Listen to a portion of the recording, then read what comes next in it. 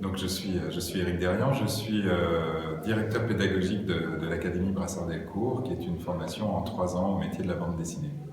Donc l'Académie forme en fait des jeunes aspirants auteurs. On les accompagne le mieux possible, le plus individuellement possible. On travaille avec des petites promotions de façon à pouvoir rester assez proche d'eux et éviter surtout un traitement trop général qui les formaterait et du coup ferait perdre un petit peu l'intérêt de leurs travaux personnels.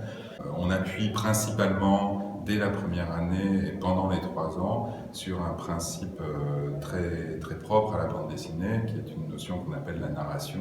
Qu'est-ce qu'on raconte, comment on le raconte au mieux et surtout qu'est-ce que je raconte en fonction de ce que je suis capable de dessiner.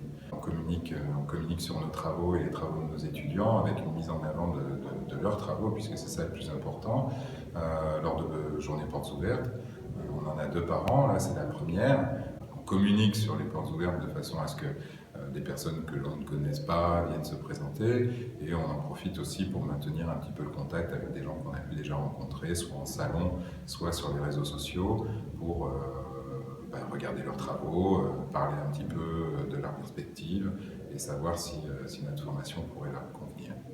Alors, la particularité de l'Académie justement par rapport à d'autres formations, déjà dans un premier temps c'est d'être associé à une maison d'édition qui est en gros le premier groupe d'édition spécialisé indépendant, donc le groupe Delcourt avec les maisons d'édition Delcourt, Soleil.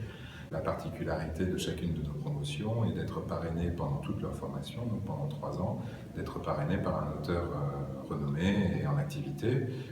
Nous avons aussi une mission de communication sur la bande dessinée. On accueille là pour la première fois la première exposition sur le patrimonial, en fait, sur le patrimoine de la bande dessinée, avec une remise en avant du travail d'un auteur aujourd'hui décédé qui s'appelait Michel Crespin. Nous avons deux belles salles avec une exposition de plus de 40 originaux de Michel, dont des inédits. Et cette exposition sera visible sur rendez-vous, c'est pour des visites privées ici à l'Académie.